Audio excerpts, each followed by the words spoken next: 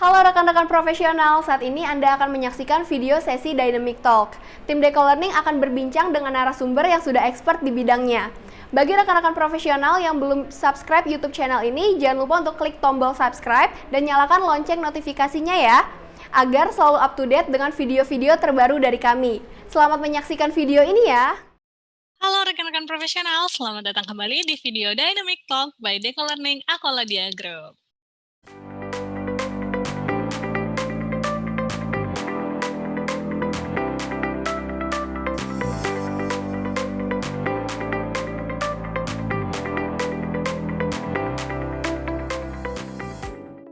Nah, pada kesempatan kali ini, saya, Baby, kembali mendapatkan kesempatan untuk berbincang dan berdiskusi bersama salah satu praktisi di dunia project management, yaitu Bapak Awaludin Zakaria, PMP, PMI RMP. Halo Pak Awal, apa kabar?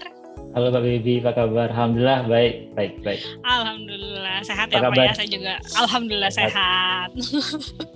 Pak, Yes. ini sebetulnya kan kita udah ngobrol ya sebelumnya waktu itu tentang project management di dunia pendidikan ya Pak ya. Ya, Nah, yap. untuk rekan-rekan profesional mungkin yang kelewatan belum sempat menyaksikan videonya, bisa disaksikan nanti akan ada di kolom description, itu linknya untuk menyaksikan video mengenai project management di dunia pendidikan. Jadi waktu itu kita bahas contoh-contoh project yang Bapak hadapin kayak gimana, challenges-nya kayak apa, perbedaannya apa gitu ya Pak ya.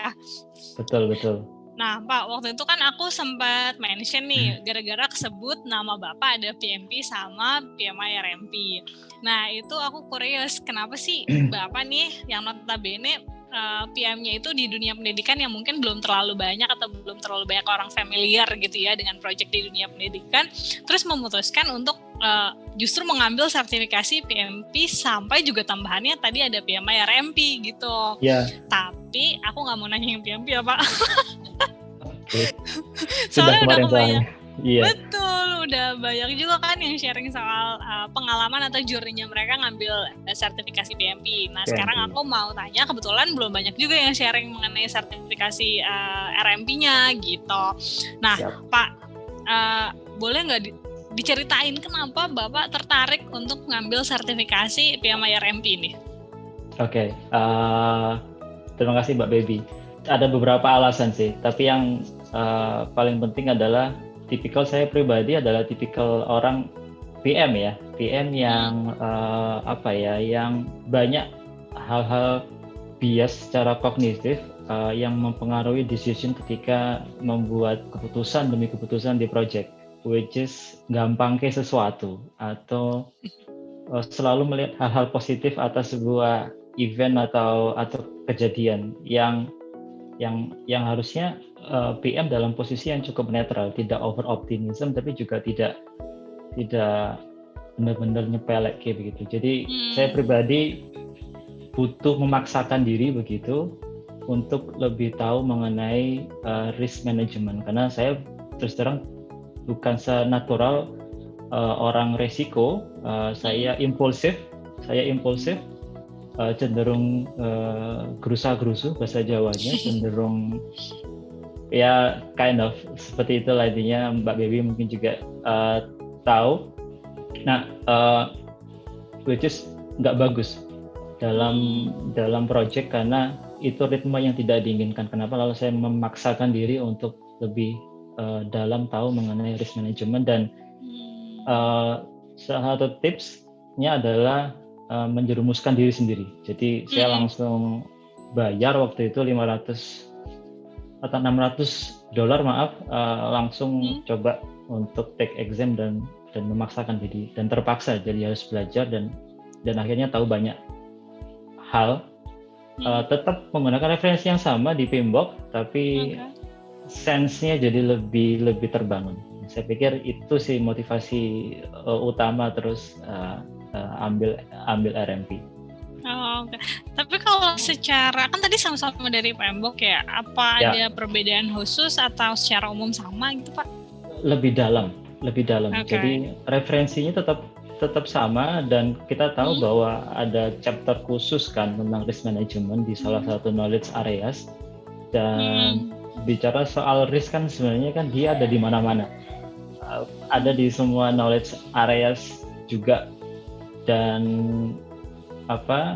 RMP menekankan ada 5 domain yang jadi exam outline juga tentang betapa pentingnya menyadarkan stakeholders dan project team bahwa resiko itu ada, resiko itu harus diidentifikasi, resiko itu punya exposure loh pada project kita, dan kita harus mulai membuat prioritasi dan lalu menentukan respon-respon tepat seperti apa yang harus kita lakukan untuk setiap resiko itu. Jadi itu sesuatu yang karena nggak terlihat ya, karena nggak kasat mata. Tapi kalau itu kejadian banget, baru mungkin telat hitungannya. Kita nggak siap menghadapi resiko project. Jadi kita bicara kalau soal project risk itu ada positive risk atau opportunity, sama ada negative risk atau threats. Nah, ada guidance untuk masing-masing jenis resiko ini. Intinya bahwa ketika momen itu datang, ketika hari itu tiba gitu, kita tahu secara persis harus melakukan apa. Nah, itu sih risk management. Dan ibaratnya kalau kita menuju ke sebuah tempat, ketika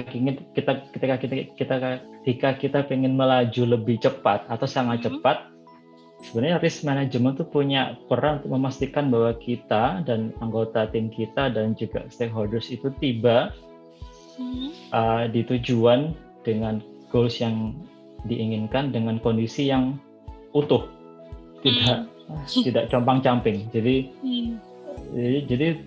risk management sebenarnya bukan beban, tapi lebih ke arah lebih ngomongin safety net, lebih untuk memastikan bahwa kalau let's say lah, ketika kita pengen terbang ke bulan menggunakan roketnya NASA misalkan, kita tahu checklist-nya sangat banyak untuk memastikan bahwa perjalanan menuju ke sana, supporting life-nya para astronot, tidak boleh ada toleransi kegagalan, karena mereka berjalan sangat cepat.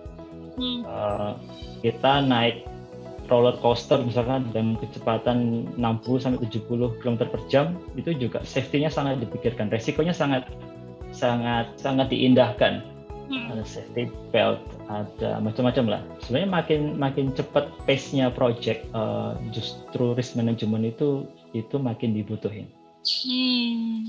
Ya. Berarti kalau di PMP sebetulnya udah ada tadi ya salah satu knowledge area-nya gitu ya, soal risk. Nah ini jadi lebih mendalam dan lebih detail lagi gitu kali ya Pak ya. Persis. Oke deh.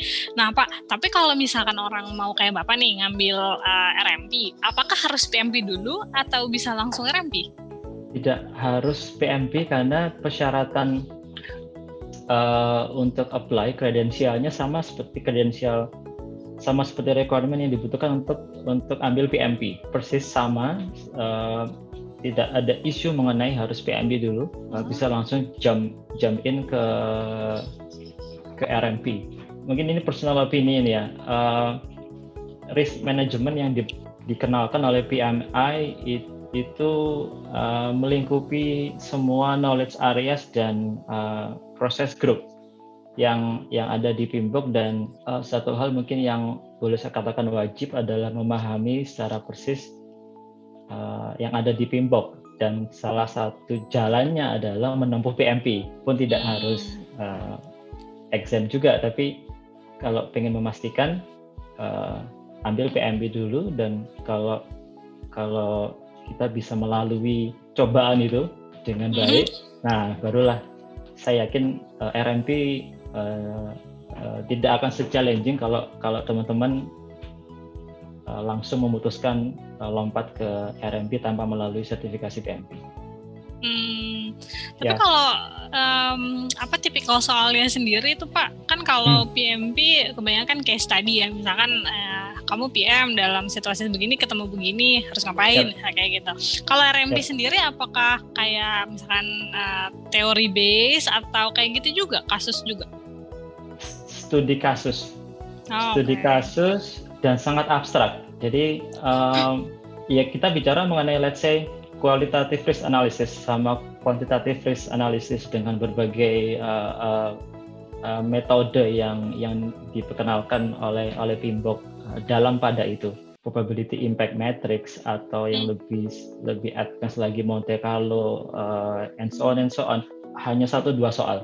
Mostly itu mengenai pemahaman kita tentang pendekatan yang pas untuk sebuah situasi yang melibatkan risk management, entah itu tentang strategi resiko, identifikasi resikonya terkait dengan penentuan kebijakan, proses atau prosedurnya,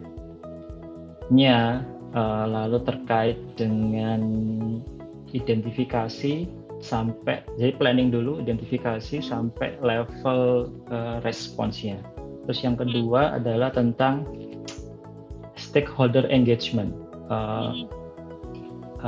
memahamkan para stakeholders dan tim kita yang tadi yang saya sampaikan di depan mengenai risk itu exist dan punya exposure dan harus diidentifikasi dan lalu dibuatkan responsnya dengan sebelumnya sudah kita coba kuantifikasikan atau setidaknya kita berikan angka-angka untuk menjustifikasi bahwa resiko itu nggak sama loh, tidak semua resiko itu harus di-treat sama loh. Resiko itu punya ranking, punya rating, dan kita harus tahu dengan betul kita tuh mampunya seperti apa, resiko yang kita hadapi itu seperti apa, kita mau nyikat yang mana nih, kita mau embrace yang mana nih. Kemudian yang berikutnya adalah facilitation. Ini yang juga nggak kalah penting. Jadi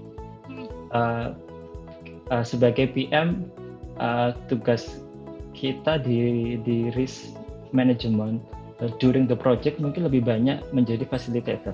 Jadi kayak misalkan mengidentifikasi resiko ya kita harus jadi coach juga, jadi trainer juga. Kita deliver let's say brainstorms terus atau focus group discussion atau wawancara. Kita memperkenalkan banyak teknik yang bisa digunakan untuk mengeluarkan concern dari para stakeholders dan project tim kita mengenai risiko.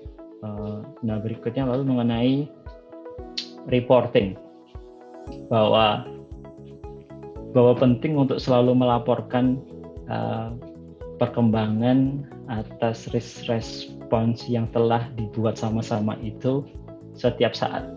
Apakah risk responnya masih efektif atau ada data-data baru yang muncul yang menunjukkan bahwa ada risiko baru atau ada mutasi dari risiko yang ada yang membuat risk respon kita nggak begitu efektif lagi. Termasuk kalau misalkan segala sesuatu berjalan lancar, kita juga harus terus melaporkan ke stakeholders bahwa karena ini Mbak Baby ada risiko-risiko yang punya konsekuensi pada pembuatan reserve, pencadangan itu loh, baik kontingensi maupun manajemen. Itu ada uang yang kita sisihkan itu.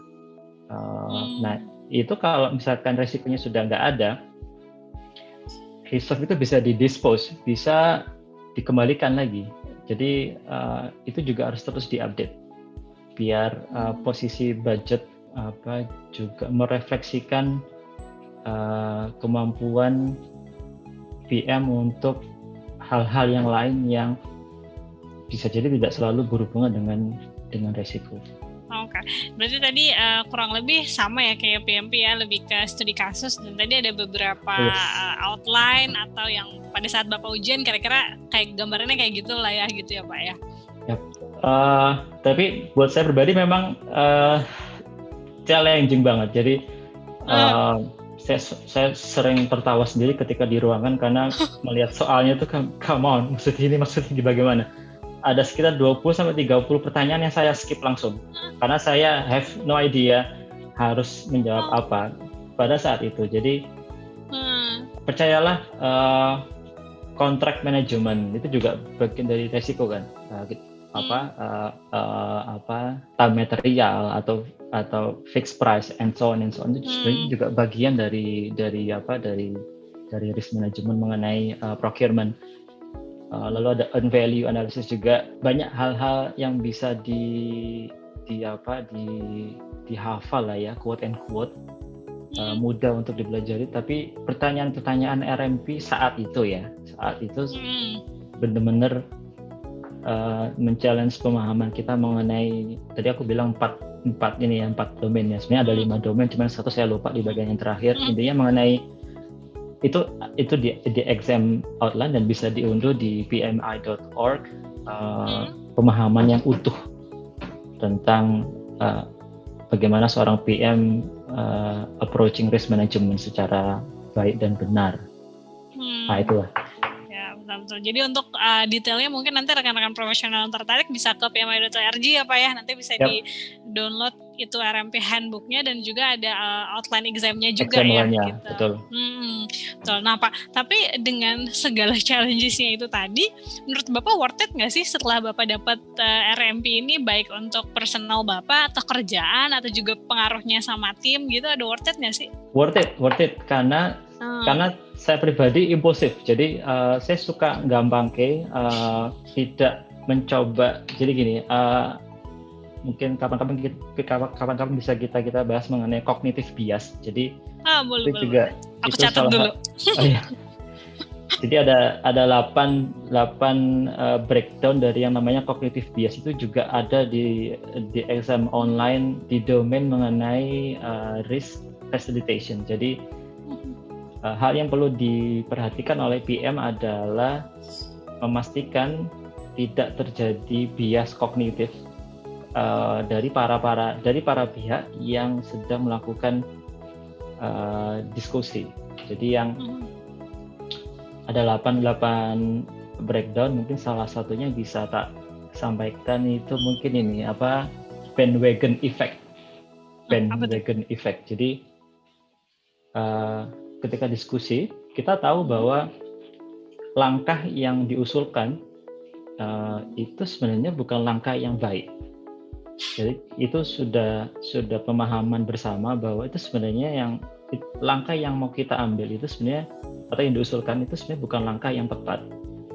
Tapi karena kita melihat di luar sana langkah itulah yang paling banyak dilakukan, akhirnya terus kita ngikut. Sudahlah, karena banyak orang yang kesana, kita ikut aja coba cara itu. Nah, itu contoh salah satu cognitive bias ya. Itu celaka. Sebenarnya nggak ada masalah. Mungkin bahasa awamnya itu mungkin latah ya. Cuman dalam bisnis kita bicara soal project yang outcome-nya harusnya align dengan any kind of bisnis strategiknya perusahaan. Nah itu berbahaya karena dan kita tahu itu sebenarnya itu salah. Jadi tapi karena banyak orang yang pakai cara itu, kita akhirnya terus coba. Sudahlah, kita ngikut aja. Persis. Ada lagi namanya confirmation bias. Ini mungkin salah 2 aja ya. Nanti kita coba elaborate di berikutnya. Confirmation bias. Jadi kita kalau sudah kadung suka ke sesuatu, kita cenderung hanya akan mencari hal-hal yang positif tentangnya. Dan kayak berasa familiar ya. Let's say ya, aku PM dan saya mempercayai bahwa pendekatan ini paling pas buat project saya adalah pendekatan atau metodologi agile. Oke. Saya lalu membaca hal-hal yang positif saja mengenai agile.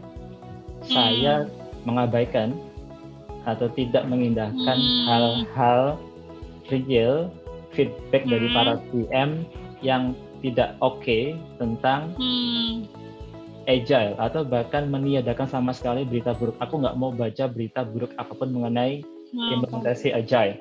Jadi saya nggak bilang agile itu salah, nggak sama sekali bilang seperti itu. Tapi ini sebenarnya refleksi bahwa PM itu sebenarnya tidak tahu apa yang baik untuk proyeknya.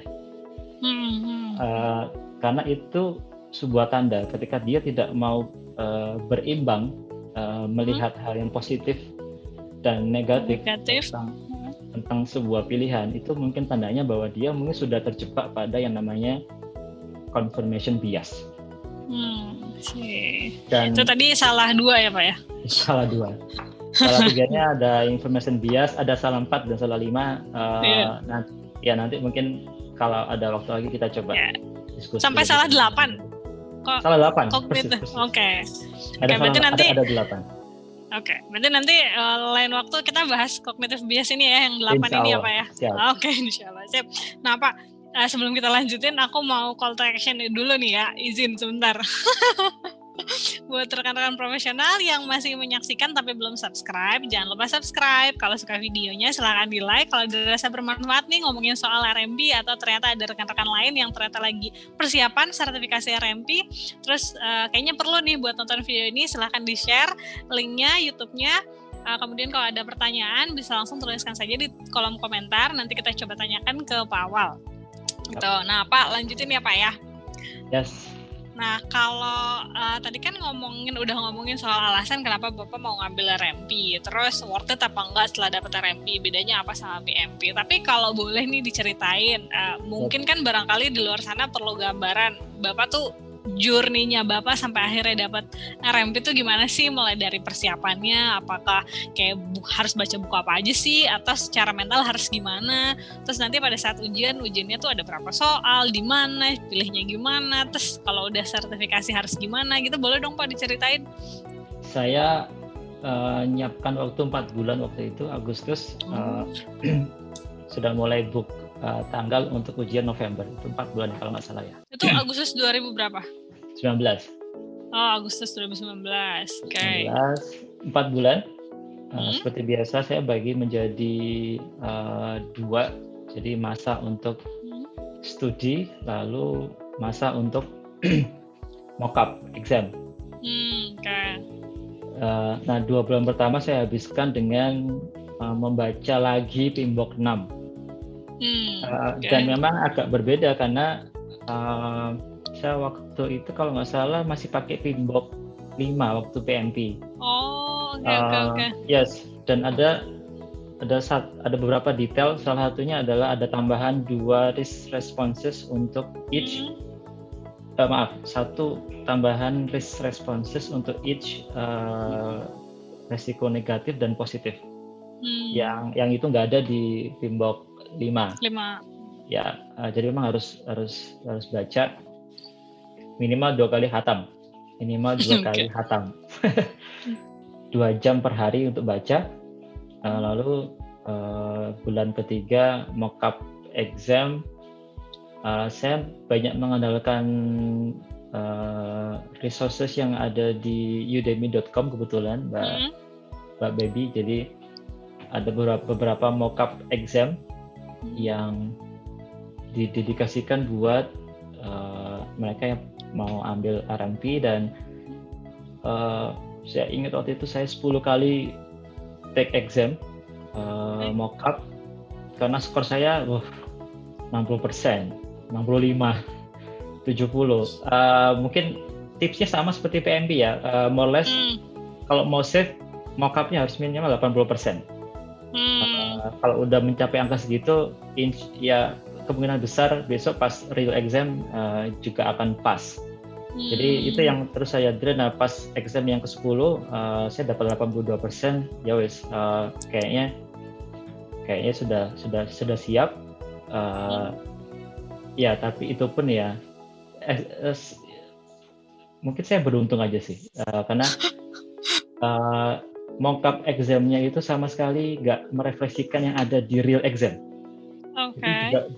Juga kejutan, dan saya pikir kembali lagi pokoknya kalau PMP lihatlah teman-teman exam outline-nya itu resourceful banget. Kalau boleh dibilang itu harus dihafalkan. Nggak sampai 20 lembar, dihafalin aja, lalu baru mulai dipahami, terus dihubung-hubungkan dengan semua knowledge areas dan proses group. 4 bulan. Nah, itu tadi tips dari Bapak untuk persiapannya ya? Iya. Oke, 4 bulan, baca buku lagi, PMBOK-nya, kira-kira minimal hatam 2 kali, terus cari-cari buat latihan-latihan soal supaya familiar gitu ya Pak ya? Tapi mungkin bukan familiar sama soal, tapi familiar sama cara berpikir untuk menjawab gitu kali ya? Iya. Oke. Nah, terus waktu itu Bapak ngambilnya di tes center gitu? Pas Di tes ujian ya, center, pada saat di ujian ya. tes center, Mm-mm. ya betul. Di tes center agak beda So, dikit dulu waktu PMP saya ke mm, Jakarta, cuman untuk hah? yang RMP saya di Jogja. Oh oke, ada di Jogja gitu ya. Ada di Jogja, ada di Jogja. Mungkin kebetulan Bapak kan 2019 yang memang waktu itu sih PMP-nya juga kayaknya udah ada di beberapa lokasi ya. Ya, Udah bukan cuma di satu betul. tes center aja. Betul, betul. Nah itu berapa soal tuh Pak? Berapa jam waktu itu? Multiple choice juga? Multiple choice, 200 soal ya kalau nggak salah. Hmm? 200 soal dan seperti 4 jam biasa juga dong? 4 jam dan seperti biasa ada 25 soal kejutan yang di Iya. random kita nggak tahu. Sama ya seperti PMP saya pikir. Iya. Ya,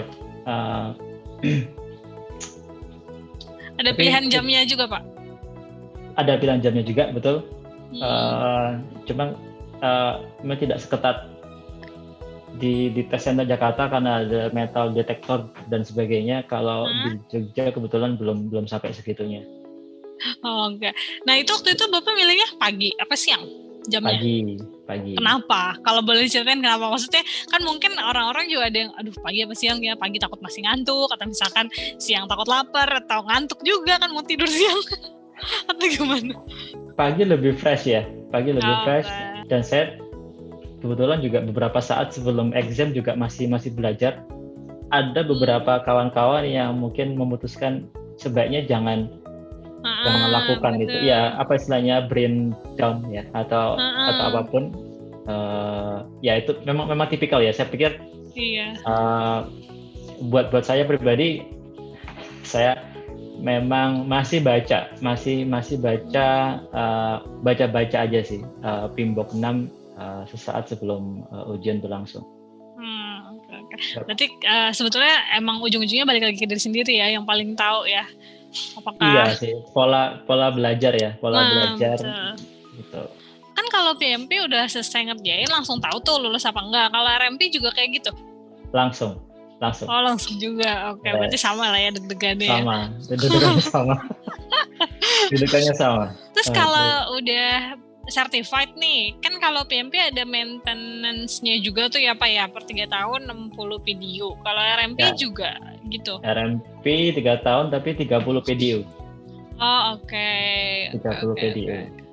Sama Dan juga ya ada biaya ya, ada biaya renewal. maintenance fee.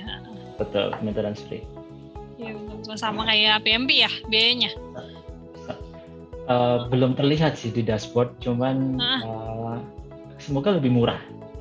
Oke. Oh iya ya, Bapak baru 2019 ya, belum 3 tahun ya? Ya, belum 3 tahun. Berarti nanti kalau udah renewal lagi, cerita lagi Pak proses renewalnya gimana ya? Oke deh kalau gitu.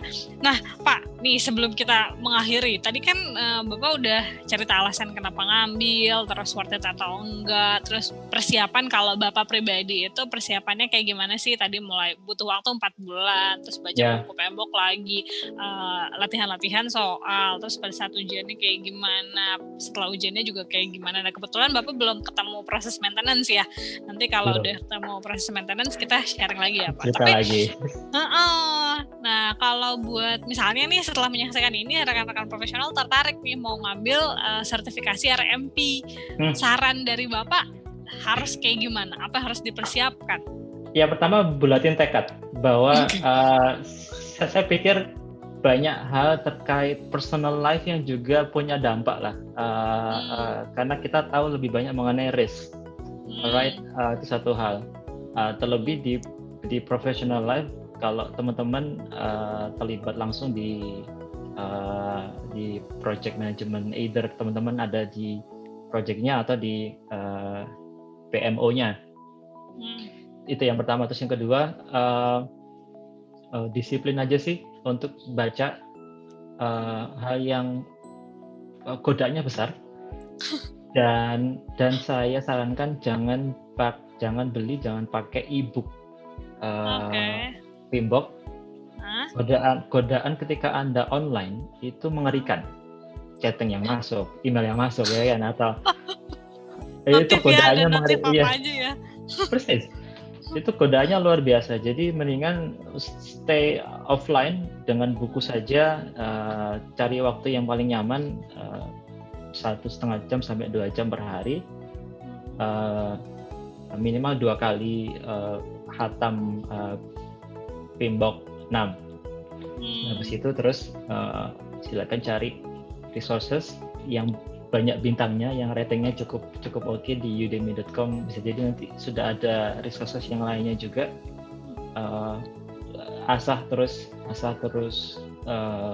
pemahaman kita mengenai PMBOK 6 dan risk management melalui itu. Oke. Nah itu berarti tadi saran Bapak ya, jangan lupa buletin tekad. Terus kalau bisa bacanya tetap yang printed atau hard copy gitu ya, supaya nggak terganggu notif-notif lain. Terus cari resources yang cukup bagus dan cukup baik secara rating dan review ya untuk bahan belajar juga. Oke deh kalau gitu Bapak, makasih banyak ya waktunya. Sama-sama. Udah ngeluangin waktu lagi, kita sharing lagi. Mudah-mudahan apa yang kita obrolin, sharing yang kita lakuin ini bisa bermanfaat buat rekan-rekan profesional yang menyaksikan ya Pak ya. Barangkali ada yang mau ngambil sertifikasi juga tapi masih maju mundur, setelah nonton ini maju gitu. Mantap, pokoknya dicoba aja. Saya pikir ini benar-benar sesuatu yang beda. Jadi buat teman-teman yang mungkin merasa sekedar pengen men-challenge diri sendiri, saya bisa pastikan setelah saya melalui RMP itu berdampak. Kalaupun Anda tidak terlibat dalam situasi project, let's say teman-teman ada di program manajemen atau di organisasi seperti biasa, sense atas resiko itu udah emerging dengan lebih natural begitu. Jadi ketika menghadapi sesuatu, teman-teman tahu dari perspektif risk management, pendekatan yang align dengan objektif pada situasi itu tuh harusnya seperti apa gitu, itu udah emerging cukup natural, nggak perlu dipaksain lagi. Auto on ya Pak ya. Semacam gitu, betul. Oke deh, Pak Awal makasih banyak atas Sama-sama, waktunya, Baby. atas kesempatannya. Kita ketemu lagi di lain waktu ya. Sama-sama, insya Allah. Insya Allah. Oke deh kalau gitu rekan-rekan profesional, terima kasih banyak yang sudah menyaksikan sejauh ini. Jangan lupa kalau belum subscribe, di like videonya, di share juga ke teman-teman yang dirasa menginginkan atau membutuhkan video ini. Kalau ada pertanyaan silahkan dituliskan di kolom komentar, nanti kita akan diskusikan di video selanjutnya. Kalau gitu terima kasih atas perhatiannya, sampai berjumpa kembali di video Dynamic Talk berikutnya. Bye-bye. Rekan-rekan profesional, bagaimana videonya? Menarik bukan? Jangan lupa untuk saksikan video-video menarik lainnya di YouTube channel ini ya. Tonton, like jika Anda menyukai video ini, dan juga share agar rekan-rekan profesional juga mendapatkan manfaatnya. Sampai jumpa!